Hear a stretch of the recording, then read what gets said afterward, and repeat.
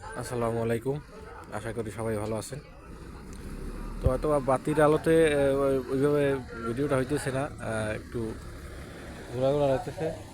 আমি যে জায়গায় আছি এটা হলো জমজম হাইওয়ে হোটেল রেস্টুরেন্ট। ঠান্ডায় খুব কষ্ট হইতেছে আসলে।